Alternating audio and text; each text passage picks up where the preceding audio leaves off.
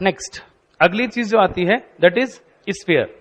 अब स्फीयर में पहले हमने बात की थी shell, conducting, non conducting and conducting solid sphere, तीन चीजें सेम है। सो कंडक्टिंग के अंदर shell and solid sphere plus non conducting के अंदर शेल। इन तीनों ही केसेस के अंदर अगर पोटेंशियल की बात की जाए, मतलब एक स्फीयर है जो कि क्यू चार्ज यूनिफॉर्मली आ गया R, you have to find the potential at X. Case number 1 X is greater than R, case number 2 X is less than R. Potential निकालना है keeping in mind that potential due to a point charge at infinite to be 0। तो हम क्या करते हैं इस case में, copy पे लिखने की जरूरत नहीं है, डायरेक्टली आंसर बोल सकते हो।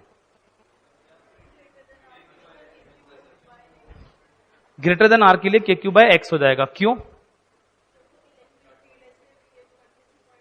एग्जैक्टली अगर मैं बाहर की बात करूंगा, यहां के पॉइंट के लिए यहां फील्ड ऐसे बिहेव करती है एज इफ पूरा का पूरा चार्ज यहां पर हो, और बेसिकली यहां से वहां का डिफरेंस क्या होता है, ई डॉट डी आर। हर जगह पर ई सेम तरीके से बिहेव कर रही है, तो पोटेंशियल भी ऐसे बिहेव करेगा एज इफ पूरा का पूरा चार्ज स्फीयर पर हो। तो इस स्फीयर पर अगर क्यू चार्ज है तो यहां पर पोटेंशियल कितना आ जाएगा, के क्यू बाय आर, के क्यू बाय एक्स, एक्स की बात कर रहे हैं तो इसमें हो गया K Q by X, 1 by X hyperbola. और अंदर के किसी भी पॉइंट पर पोटेंशियल कितना होगा, कांस्टेंट। क्यों? कि अंदर हर जगह पर फील्ड 0 है, तो अगर यहां भी फील्ड 0 है तो ई डॉट डी आर की वैल्यू 0 है, तो यहां से यहां तक ई डॉट डी आर की वैल्यू 0 है। और ई डॉट डी आर क्या होता है, डीवी, मतलब जो यहां का पोटेंशियल वही अंदर के हर पॉइंट का पोटेंशियल, तो अंदर के हर पॉइंट का पोटेंशियल वही सरफेस का है, और सरफेस का कितना है, के क्यू बाय कैपिटल आर। तो अंदर के हर पॉइंट का के क्यू बाय आर। अगर हम ग्राफ बनाएंगे तो ऐसा आएगा, अंदर का के क्यू बाय आर,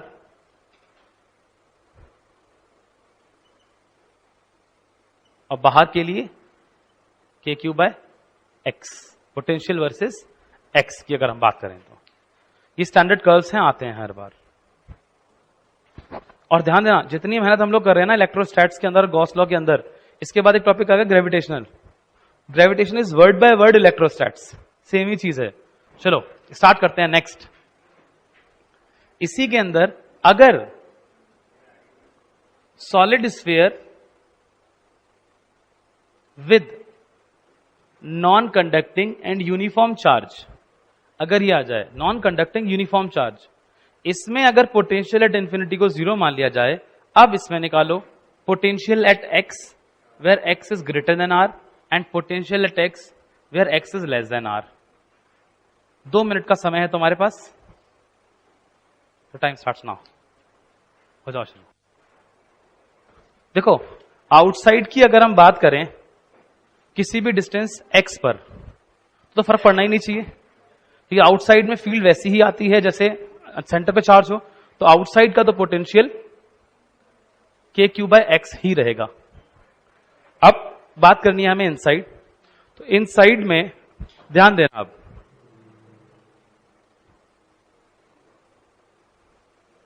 कहीं पर भी पोटेंशियल निकालना है। अब मुझे कहां का पोटेंशियल पता है, सरफेस का पता है, तो मैं यहां से लेकर यहां तक इंटीग्रेट करूंगा। इनफाइनाइट पे 0 है,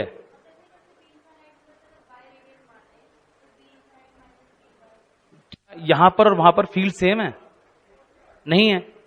इनफाइनाइट पे 0, भाई शांत, इनफाइनाइट पे 0 मानकर मैंने सरफेस पोटेंशियल निकाला, कितना, के क्यू बाय आर। अब मुझे सरफेस का पता है और यहां से यहां तक की फील्ड मुझे पता है, तो मैं यहां से यहां के लिए लगाऊंगा, मतलब v at surface minus v at y। y क्या है, ये वाला डिस्टेंस निकालना है मुझे y पर, किसी भी y पर, या फिर इसको हम भाई y बोल देते हैं। सो अब ये चीज क्या हो जाएगा, इन जनरल किसी भी डिस्टेंस x की अगर मैं बात करता हूं, उस x पर फील्ड कितनी होती, K Q by x square into d x, E dot d r का integration from y to r का नेगेटिव, काम खत्म। ये चीज लिखनी आनी चाहिए हमको बस। R2Y नहीं, हम लोग यहां से वहां जा रहे हैं कि वहां से यहां आ रहे हैं? फील्ड किधर जा रही है? फील्ड किधर जा रही है? तो हमेशा अलोंग द फील्ड चला करो। अगेंस्ट द फील्ड चलोगे थोड़ा सा साइन की गड़बड़ी आ जाएगी। अलोंग द फील्ड चलोगे, इसीलिए हमने VR माइनस VY लिखा है, ना कि VY minus VR। Final minus initial, final VR है माइनस इनिशियल। हाँ सॉरी, KQ बाय, मैंने क्या लिख दिया, KQ X by R cube होना चाहिए था। सही बात, KQ X by R cube, क्योंकि इनसाइड की फील्ड है KQ X by R cube. सही बात है, डन, खत्म है क्वेश्चन। अब यहां से क्या होगा, minus of KQ bye R cube into X square by 2 from Y to R, minus of KQ by 2R cube, R square minus Y square, VR minus VY। VR कितना है, KQ bye R, so KQ bye R minus VY is equals to KQ by 2R का negative plus KQ by 2R cube into Y square. यहां से VY को उधर ले आओ, उसको इधर ले आओ, तो यहां से VY की वैल्यू क्या आ जाएगी, KQ बाय R, और वो प्लस हो जाएगा, so 3 by 2 KQ bye R minus KQ Y square by 2R cube. It means KQ by 2R 3 minus Y square by R square. ये V as a function of Y आ गया। अब अगर ध्यान दे पाओ कर्व का, इसमें कर्व कैसा आएगा, R पर पोटेंशियल कितना था, KQ बाय R, और बाद में कर्व ऐसा आया।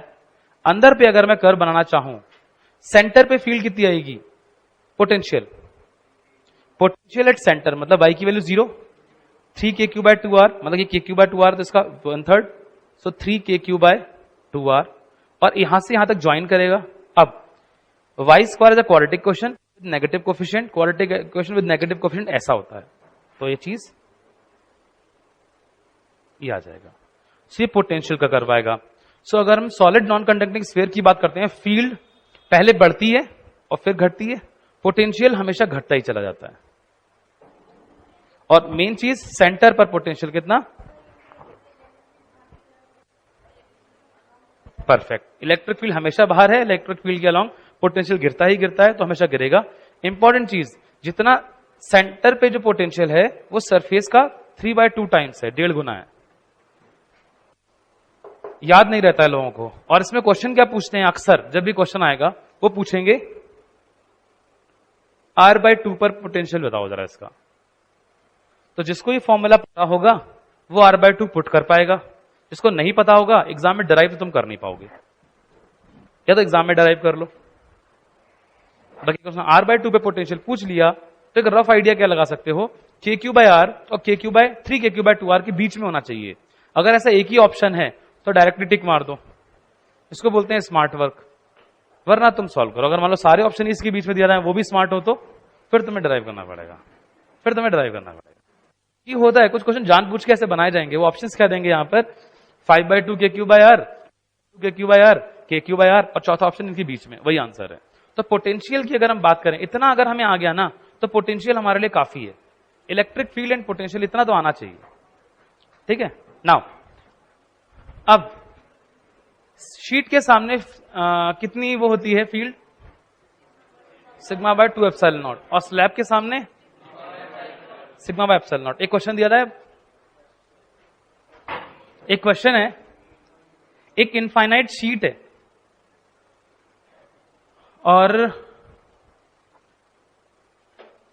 इनफाइनाइट नहीं, फाइनाइट शीट है, चलो इसका एरिया है A एक साइड का, और इस पर हमने चार्ज दिया Q। इसमें एक बात ध्यान देना, इनफाइनाइट शीट के सामने क्या होता है, फील्ड।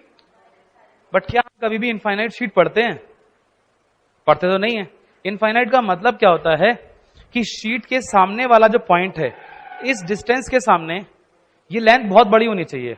या तो इनफाइनाइट शीट या फिर फाइनाइट शीट के लिए वो जो पॉइंट है वो शीट के एकदम क्लोज्ड है, ठीक है ना, सेम ही रिजल्ट है। तो क्वेश्चन नंबर 1, एक शीट है जिसका एरिया कितना है ए और चार्ज कितना दिया है इसको Q.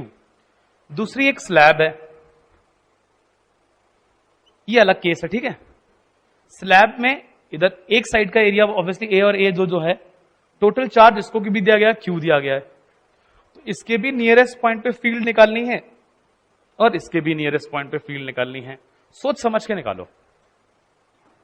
Find the field at the nearest point of the sheet and slab. Infinite नहीं, अगर इनफाइनाइट है तो मैं एरिया कैसे बोलता। फाइनाइट है बट उसके पास में पॉइंट बहुत छोटा है, तो रिजल्ट इनफाइनाइट वाला ही लगेगा। Very close to the sheet और वो पूछा गया। हाँ, डिस्टेंस नेग्लिजिबल टाइप लेना होगा एकदम, ताकि वही इनफाइनाइट सा मान सके हम उसको। सही बात बोल रहे हैं। और दूसरे में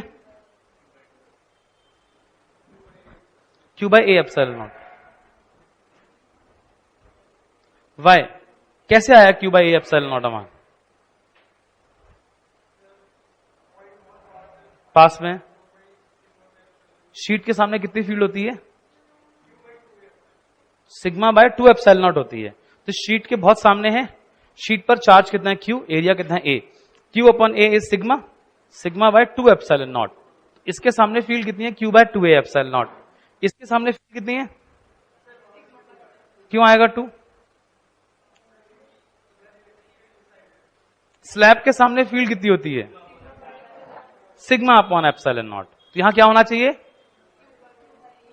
Q by A epsilon naught. गलत बात। सिग्मा क्या होता है? Charge per unit area. Charge कितना है? क्यू। और एरिया कितना है? 2a। तो यहां पर जो फील्ड आएगी वो कितनी आएगी? ये क्या हो गया? सिग्मा और सिग्मा बाय एप्सिलॉन नॉट। समझ में आई चीज? तो सिग्मा बाय एप्सिलॉन नॉट और सिग्मा बाय 2 एप्सिलॉन तो हर कोई रट लेता है, उसको फील करने वाली बात है। अब इसी चीज को फील करना है और अच्छे तरीके से, वो भी सिखाता हूं। इस शीट की वजह से फील्ड कितनी होगी? यहां तो हो गया। नाउ यहां पर जो मैं चार्ज दूंगा, ये तो आंसर आ गया, आंसर तो यही है। अब कैसे आया? यहां पर जो चार्ज दिया गया क्यू, ये कहां कहां जाके डिस्ट्रीब्यूट होगा? दोनों जगहों पर। तो यहां पर भी आएगा क्यू बाय 2 और यहां पर भी आएगा Q by 2। Now can I treat them as 2 sheets? एक क्यू बाय 2 चार्ज की शीट, एक क्यू बाय 2 चार्ज की शीट। इस क्यू बाय 2 की वजह से जो यहां पर फील्ड आएगी वो कितनी आएगी? Q by 2 charge sigma upon 2 epsilon not in this direction, plus इस शीट की वजह से भी जो फील्ड आएगी सिग्मा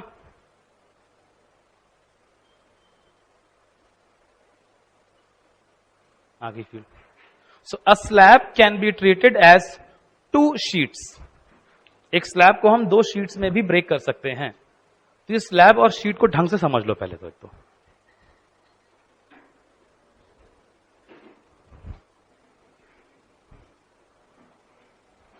अब अगला जो एक अच्छा कंसेप्ट आता है वो क्या आता है? सुनो,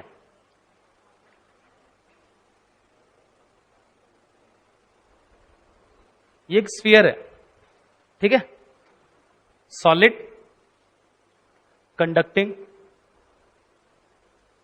स्फीयर।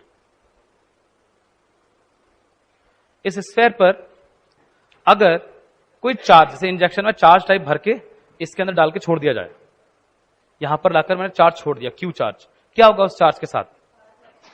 सारा का सारा चार्ज सरफेस पे आ जाएगा। हमें पता है, क्लास की स्टार्टिंग हमने वहीं से की थी। क्यों?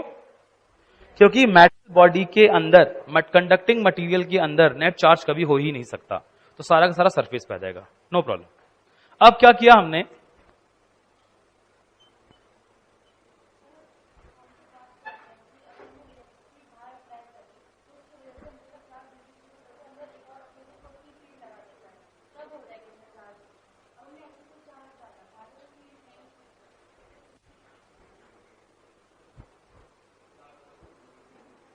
देख, बाहर कोई फील्ड नहीं है, मैंने कोई चार्ज डाला और उस चार्ज को यहां छोड़ दिया, छोड़ दिया, ओके।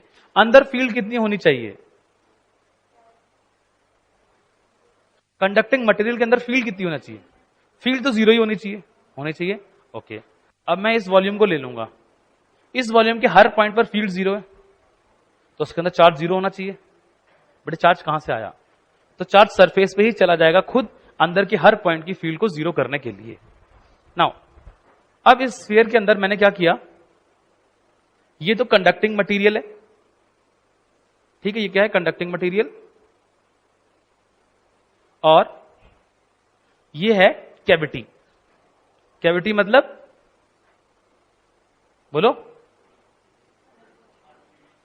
वैक्यूम। वैक्यूम कुछ नहीं है इसके अंदर, ठीक है।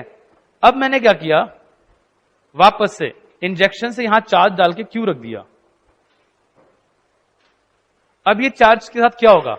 सारा का सारा चार्ज अंदर वाली सरफेस पे आ जाएगा, या बाहर वाली सरफेस पे आ जाएगा, या थोड़ा थोड़ा बांट लेगा, या कुछ भी हो सकता है एट रैंडम।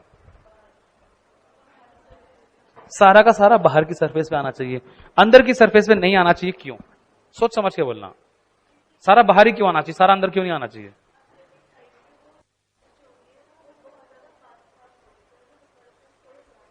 नहीं आया मजा।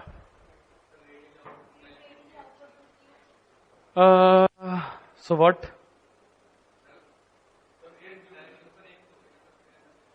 नहीं मजा आया।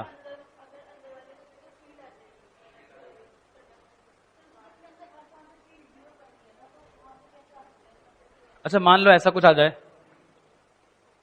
कि इसकी अंदर वाली सरफेस पे कुछ तो आ जाए क्यू डैश, और बाहर पे कुछ तो आ जाए क्यू माइनस क्यू डैश, इस तरह से सच दैट अंदर के हर पॉइंट पर फील्ड जीरो हो जाए। अब ठीक, सारा अंदर नहीं आ सकता, ये तो कहना चाहते हो? ऐसा तो आ ही सकता है। अब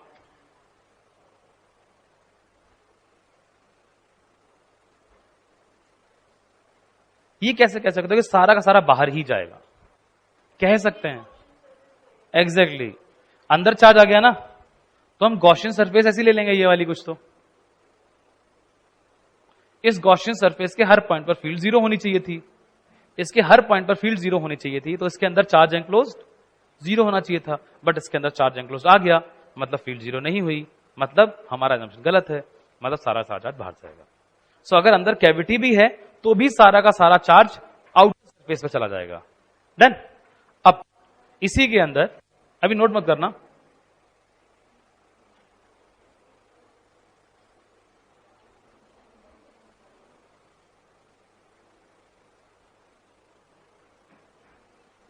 अब once again cavity, same conducting material, cavity सब कुछ सेम। अब क्या किया मैंने, चार्ज यहां लाके छोड़ दिया। अब क्या होगा, ये चार्ज कहां जाएगा? ये वाला चार्ज अंदर वाली सरफेस हो जाएगा।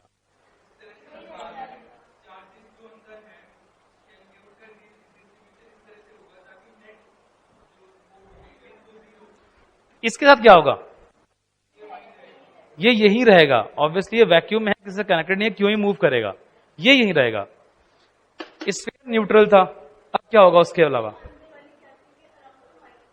अब इसकी अंदर वाली कैविटी में कुछ, कैविटी के अंदर वाली सरफेस पे कुछ तो नेगेटिव चार्ज आ जाएगा। कितना? Exactly minus Q. क्यों? क्योंकि अगर मैं एक गॉसियन सरफेस ले लूं तो इसके अंदर नेट चार्ज जीरो होना चाहिए, तो ये चार्ज माइनस क्यू आ जाएगा। क्या ये माइनस क्यू यूनिफॉर्मली डिस्ट्रीब्यूटेड होगा? Obviously not. अगर ये परफेक्ट स्फीयर होता तो होता भी, और उस कोई रैंडम सा शेप है, रैंडम सी पोजीशन पे चार्ज रख दिया है, तो अंदर का डिस्ट्रीब्यूशन भी रैंडम सा होगा। अब स्फीयर न्यूट्रल था, अगर उसके अंदर माइनस क्यू आ गया तो बाहर प्लस क्यू आ गया होगा। क्या ये प्लस क्यू यूनिफॉर्मली डिस्ट्रीब्यूटेड होगा? क्या यूनिफॉर्मली डिस्ट्रीब्यूट होगा? वाई? क्यों होगा? देखो उसके पीछे लॉजिक सुनो, उसके पीछे लॉजिक। मान लेते हैं इनिशियली स्फीयर पर माइनस क्यू चार्ज था, तो माइनस क्यू चार्ज था, तो माइनस क्यू का माइनस क्यू यहां आ गया, और बाहर कितना आ गया? जीरो। जीरो आ गया। अब ये चार्ज कुछ इस तरह से रीडिस्ट्रीब्यूट होगा सो दैट अंदर के हर पॉइंट पर फील्ड जीरो रहना चाहिए। हो गया ऑलरेडी। अब जैसे ही मैं बाहर से कुछ और चार्ज डालूंगा Q प्लस Q, तो वो प्लस Q अपने आप यूनिफॉर्मली डिस्ट्रीब्यूट होगा, क्योंकि यूनिफॉर्मली चार्ज डिस्ट्रीब्यूटेड की वजह से अंदर पर जो फील्ड आती है वो जीरो आती है। तो बाहर वाले चार्ज की अपनी खुद की जिम्मेदारी हो गई कि मेरी वजह से अंदर कोई फील्ड नहीं आना चाहिए। अब बाहर मैं कुछ और Q चार्ज डाल दूं तो भी फर्क नहीं पड़ना चाहिए, और कुछ डाल दूं तो भी फर्क नहीं पड़ना चाहिए। तो अब जब तक अंदर की दुनिया वैसी की वैसी है, बाहर मैं कितना भी चार्ज डाल दूं अंदर पे कोई फर्क नहीं पड़ रहा है।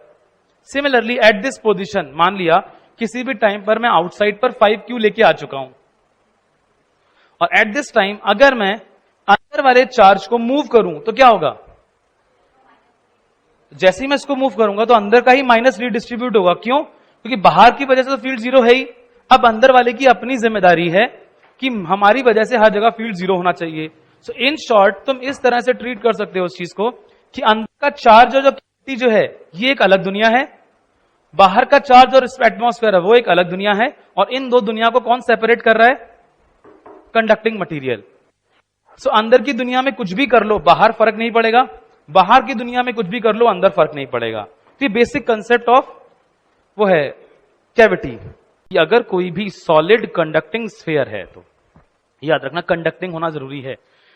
सॉलिड कंडक्टिंग स्फीयर से अगर हम कुछ कैविटी खाली कर देते हैं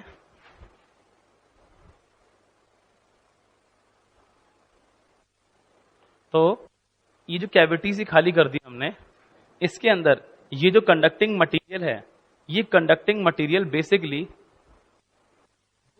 को दो अलग अलग पार्ट्स में डिवाइड कर रहा है। ये अंदर की दुनिया है, वो बाहर की दुनिया है। अगर मैं अंदर की दुनिया में कोई भी खिलवाड़ करूं बाहर फर्क नहीं पड़ेगा, बाहर की दुनिया में चेंजेस करूं तो अंदर फर्क नहीं पड़ेगा। बस अगर मैं बाहर से अंदर चार्ज लेके जा रहा हूं या अंदर से बाहर चार्ज लेके जा रहा हूं तो जरूर फर्क पड़ेगा। एग्जाम्पल हमने क्या लिया था?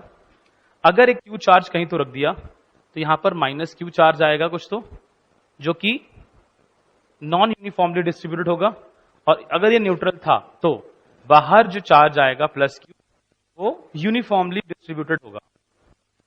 अब इसमें अगर मैं अंदर के चार्ज को अपनी जगह से लेकर कहीं भी घुमाता रहूं तो यहां की फील्ड जीरो ही रहेगी, बाहर का चार्ज एज इट इज रहेगा और कोई फर्क नहीं पड़ने वाला है।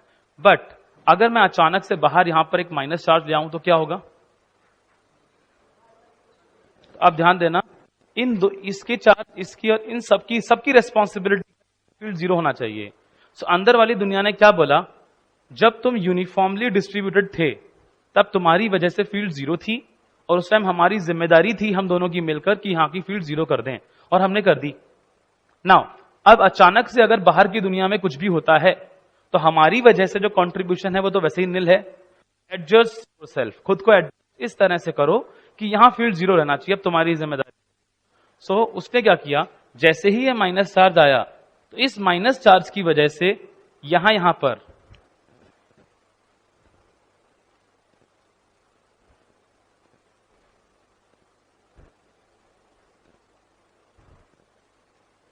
अगर इंडिविजुअली माइनस चार्ज होता, इंडिविजुअली माइनस चार्ज होने की वजह से फील्ड्स ऐसी आनी चाहिए थी। इसने क्या किया? ये कंट्रीब्यूशन दे दिया अंदर की हर जगह पर। अब अंदर चार्ज को एडजस्ट होना पड़ेगा जो इस कंट्रीब्यूशन को नील कर दे। मतलब क्या होगा? यहां से काफी चार्ज आकर इतने से पार्ट में बहुत ज्यादा तरीके से आ जाएगा, और इसके बाद थोड़ा सा कम होता चला जाएगा। ऐसे चार्ज इस तरह से हो जाएगा कि उस साइड में काफी प्लस प्लस प्लस प्लस आ जाए, और जितना दूर जाते जाओगे वो प्लस चार्ज डेंसिटी उतनी कम होती जाए, सो दैट उस बाहर वाले चार्ज की वजह से भी ऐसी ही फील्ड आ जाए। जैसे क्वेश्चन अगर यहां बोल दे इस टाइम पर कि इस टाइम पर यहां पर जो फील्ड है E1, this field is because of the charge on the outer surface of the sphere. तो इस फील्ड का डायरेक्शन क्या होगा? तो हम डायरेक्टली बोल सकते हैं कि इस चार्ज की वजह से यहां पर फील्ड आउटसाइड होगी। क्यों? क्योंकि उसकी वजह से फील्ड इनसाइड है, नेट जीरो होना चाहिए। तो चार्ज इस तरह से रिडिस्ट्रीब्यूट होता है। जैसा इसका एक लॉजिक और भी है जो हमने पहले बात की थी, क्या की थी कि चार्ज रीडिस्ट्रीब्यूट किस लिए होता है, क्योंकि ये माइनस चार्ज था तो ये प्लस चार्ज को अपनी तरफ खींचेगा और माइनस को दूर फेंकेगा। बात वही है, उसने प्लस चार्ज को अपनी तरफ फेंका, अब यहां पर माइनस था ही नहीं तो कुछ कुछ प्लस को दूर रहने दिया। बेसिकली चीज क्या होती है तो मैं और बता दूं, अगर तुमने लास्ट चैप्टर में एक चीज पढ़ी थी electrostatic potential energy, electrostatic potential energy क्या होती है, के Q1 Q2 बाय आर। ठीक है, सो अगर दो चार्जेस हैं, एक पॉजिटिव है और एक नेगेटिव है, उनके पास आने से उस सिस्टम की एनर्जी घटती है या बढ़ती है, घटती है, और दूर जाने से बढ़ती है। अब जैसे ही मैं माइनस चार्ज लेके आया, ये क्या चाहेगा, पूरे सिस्टम की एनर्जी मिनिमाइज करना। ठीक है ना, फिजिक्स पॉइंट ऑफ व्यू से हम बात करेंगे सिस्टम की एनर्जी को मिनिमाइज करना। To be specific according to second law of thermodynamics, entropy of the universe should decrease, but in general हम फिजिक्स में जहां भी बात करेंगे sorry increase, entropy of the universe should increase for spontaneous process. In physics जितने भी cases आएंगे जहां भी एनर्जी मिनिमाइज हो रही होगी, वो खुद एंट्रोपी को बढ़ा रहा होगा उस सिस्टम की अपने आप। ठीक है ना, तो हम एनर्जी मिनिमाइज की बात करेंगे, तो उसने क्या किया, इस माइनस ने प्लस को अपनी तरफ खींचा एनर्जी को मिनिमाइज करने के लिए, बट जैसे ही ये प्लस पास में आया तो यहां प्लस प्लस बहुत पास में भी आ गए, तो इनकी वजह से एनर्जी, तो ओवरऑल सिस्टम इस तरह से एडजस्ट करेगा कि ओवरऑल सिस्टम की एनर्जी मिनिमाइज हो जाए, और वो इस तरह से होती है कि अंदर के हर पॉइंट पर फील्ड 0 हो जाए, बस इतनी सी चीज। ठीक है, बड़े आगे अभी। सो ये कंक्लूजन था उसका कैविटी का। और इसके अंदर एक अच्छी चीज और भी है, अगर मान लो कोई एक इंस्ट्रूमेंट है जो कि इलेक्ट्रोस्टैटिक फील्ड के लिए काफी ज्यादा सोफिस्टिकेटेड है, बहुत जल्दी रेस्पॉन्ड करता है उसको, मतलब एक यहां रख दिया, अचानक से अगर इलेक्ट्रिक फील्ड चेंज हो जाए तो वो बिहेव करना शुरू कर देगा इंस्ट्रूमेंट। ठीक है ना, और मुझे उसे बचा के रखना है, तो मैं क्या करूंगा, अगर मैं उसको कैविटी के अंदर यहां रख दूं, तो अभी हमें मालूम है बाहर की दुनिया में अचानक से कोई चार्ज आ जाए, अचानक से कोई फील्ड आ जाए, तो इंपैक्ट अंदर की दुनिया में नहीं आने वाला। So basically we have shielded that instrument from the external electric field. So external electric field, देखो कि अर्थ की मैग्नेटिज्म है, अर्थ की मैग्नेटिक फील्ड है, इलेक्ट्रिक फील्ड है। सो इलेक्ट्रिक फील्ड के वेरिएशन की वजह से, मैंने फैन ऑन किया, अचानक से करंट आया, इलेक्ट्रिक फील्ड वेरिएशन हुआ। सो उस इलेक्ट्रिक फील्ड वेरिएशन के अंदर वो जो इंस्ट्रूमेंट है बहुत डेलिकेट था, खराब ना हो जाए, इसलिए मैंने उसको अंदर रख दिया। So this is called electrostatic shielding. हमने इलेक्ट्रोस्टैटिक फील्ड से किसी चीज को शील्ड कर दिया। कैसे, उसे कंडक्टर के अंदर कैविटी में रखकर। इसीलिए ये कहा भी जाता है, कई बार तुमने ये कंसेप्ट पढ़ा होगा कि अगर तुम बीच मैदान में कहीं खड़े हो और बिजली गिरती है, तो उस टाइम पर मान लो बिजली कड़क रही है, तो तुम्हारे पास दो ऑप्शन है, तुम कार के अंदर बैठ जाओ या बाहर खड़े हो जाओ, तो विच इज गुड। देखो प्रैक्टिकली और theoretically are two different things. Practically तो कार के अंदर बैठ जाना चाहिए, सॉरी थियोरेटिकली कार के अंदर बैठ जाना चाहिए। क्यों, कि उन्होंने कहा अचानक से अगर लाइट आई भी तो आप इलेक्ट्रोस्टैटिक फील्ड से शील्डेड हो, उस वजह से पूरी गिरकर लाइट और वगैरह चली जाएगी, तो उससे आपको फर्क नहीं पड़ेगा, नो प्रॉब्लम, मान लिया इस बात को। प्रैक्टिकलिटी क्या कहती है, हाई चांसेस कि वो लाइट के गिरते ही पेट्रोल भी होता है कार के अंदर जो उड़ा देगा, जो कि डेंजरस है। उस पॉइंट ऑफ व्यू से बाहर खड़ा रहना चाहिए। सो अगर तुम्हारे एग्जाम में कभी आता है तो प्लीज चेक करो कि एग्जामिनर क्या पूछना चाहता है। ठीक है, तो वहां ऐसा एग्जाम्पल देते हैं कि कार के अंदर बैठे रहो, इलेक्ट्रोस्टैटिक शील्डिंग रहेगी वहां पर।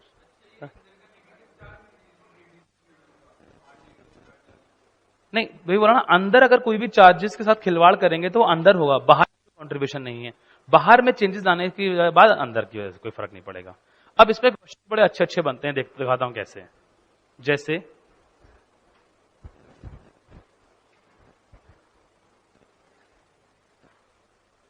क्वेश्चन ये बनेगा, ये कंसेप्ट देखने में छोटा है बट है मजेदार चीज।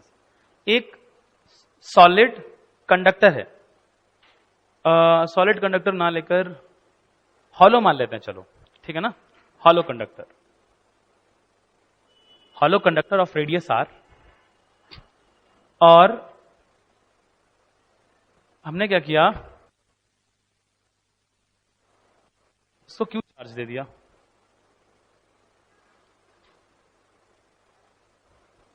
और अंदर सेंटर पर तो छोड़ो, ठीक है, और एक चार्ज यहां रख दिया Q dash.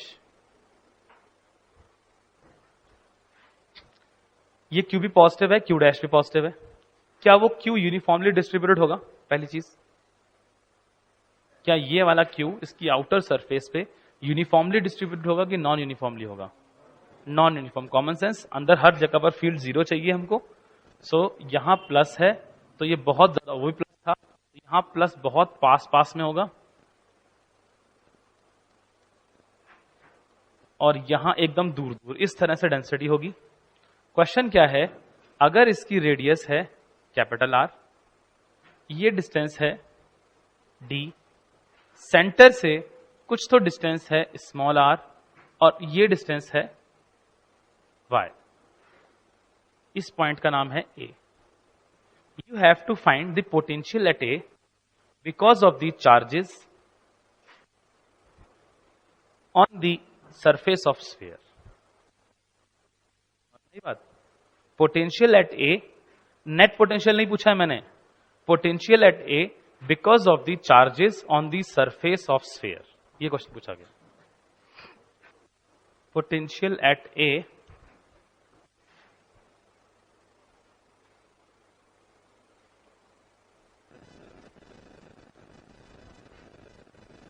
because of charges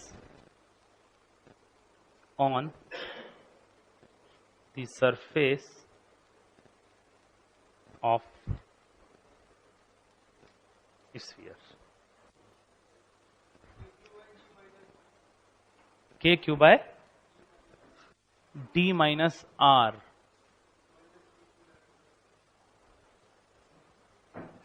k q by d minus r minus k q dash by y। Let's see, और कुछ चेंज हुआ आंसर में?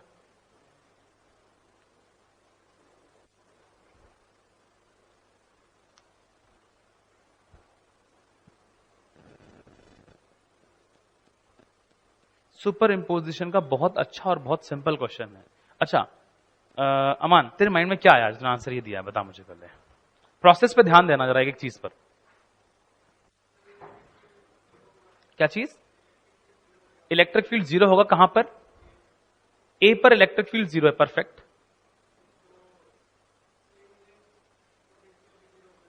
कहां से कहां तक?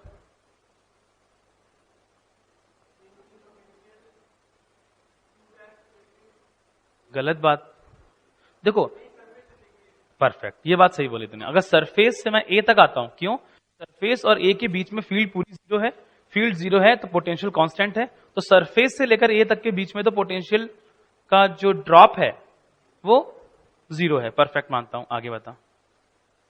अब सरफेस का पोटेंशियल, सरफेस का पोटेंशियल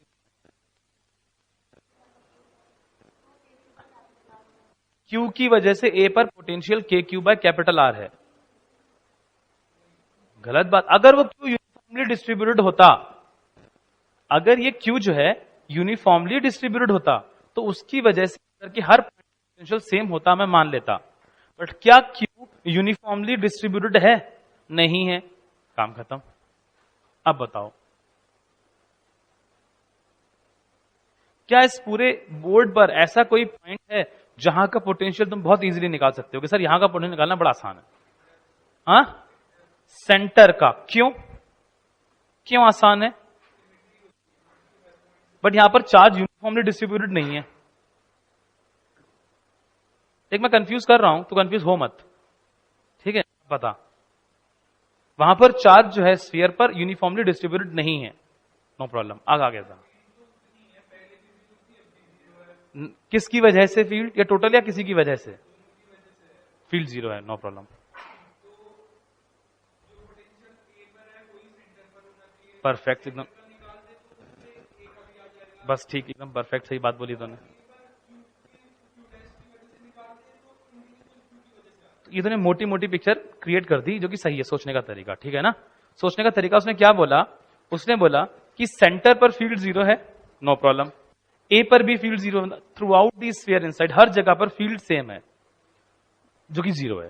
तो फील्ड सेम है मतलब चेंज इन पोटेंशियल जीरो है, मतलब जो सेंटर पर पोटेंशियल है वही ए पर पोटेंशियल है। अगर हमने सेंटर पर पोटेंशियल निकाल दिया तो ए पर भी आ जाएगा।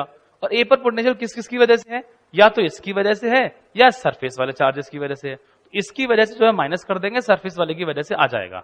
गुड, वेरी गुड, ये अच्छा थिंकिंग प्रोसेस था। बट ए का पोटेंशियल कैसे निकाला जाए, सॉरी इसका ओ का, क्या हम ओ का पोटेंशियल निकाल सकते हैं? अगर ओ का निकाल सकते हैं तभी तो ए का निकाल सकते हैं। तो question number 1, why you decided the point to be O, O का ही पोटेंशियल क्यों किया तुमने? कुछ खास बात ओ वाले पॉइंट में, जो कि मैंने कुछ टाइम पहले पूछा था कि इस पूरे बोर्ड में क्या ऐसा कोई भी पॉइंट तुम्हें दिख रहा है जहां का पोटेंशियल निकालना तुम्हारे बाएं हाथ का खेल है? पॉइंट कौन सा? ओ का पोटेंशियल निकालना हमारे बाएं हाथ का खेल है। कैसे?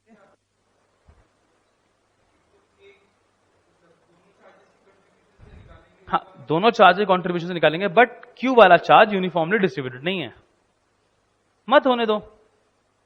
अगर क्यू वाला चार्ज यूनिफॉर्मली डिस्ट्रीब्यूट नहीं भी है, क्या फर्क पड़ता है? अगर सारा का सारा चार्ज यहां भी आ जाए, स्फीयर का हर पॉइंट सेंटर से सेम डिस्टेंस पे है कि नहीं है? मैं इस पूरे चार्ज को क्यू को छोटे छोटे पार्ट में डिवाइड कर दूं, Q1 Q2 Q3 Q4 Q5 Q6, तो हर एक की वजह से जो पोटेंशियल आएगा क्या आएगा? K Q1 बाय आर और डायरेक्शन तो होता नहीं है, तो आप डायरेक्टली ऐड कर सकते हो। तो सेंटर पर कितना पोटेंशियल आ जाएगा? K Q by R. O पर जो पोटेंशियल है वो कितना है? K Q by capital R, उसकी वजह से plus K Q dash by D. ये तो है नेट पोटेंशियल एट O, ठीक है ना? और जो O पर पोटेंशियल है वही A पर पोटेंशियल है। सो A पर जो ये पोटेंशियल है वो किस किस की वजह से है?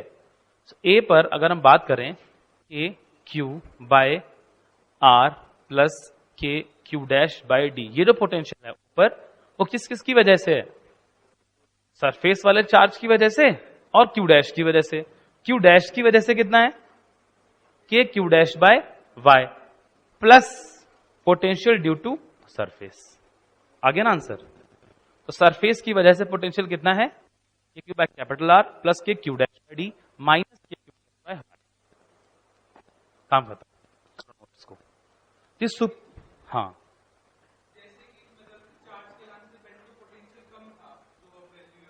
चार्ज के लाने से पहले पोटेंशियल कम था, बढ़ गया,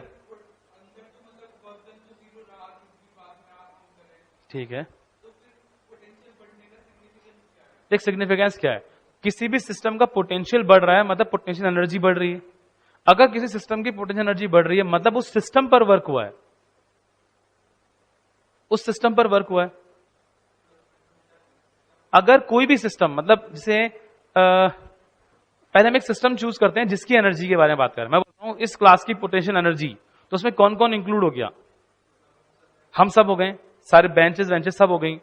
अब मैं बोलूं सिग्नम एकेडमी की पोटेंशियल एनर्जी, तो उसके अंदर ऊपर वाली बेंचेस भी आ गई या ऑफिस भी आ गया, ठीक है ना? वो सारी चीजें भी आ गई। तो व्हाट इज आवर सिस्टम? पहली बात तो किसकी एनर्जी बढ़ी है, किसकी पोटेंशियल एनर्जी बढ़ी है? तो इस टाइम पर जो पोटेंशियल तूने बोला है वहां पर पोटेंशियल बढ़ा, मतलब सिस्टम की पोटेंशियल एनर्जी बढ़ी। और किस सिस्टम की पोटेंशियल एनर्जी बढ़ी?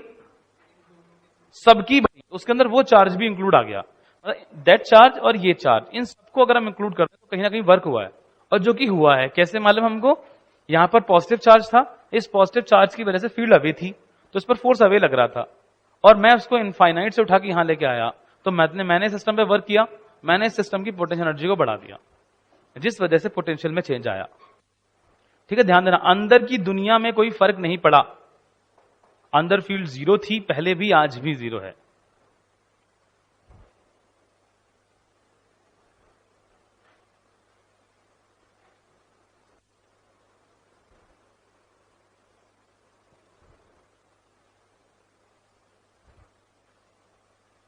बट अंदर का पोटेंशियल बढ़ गया है।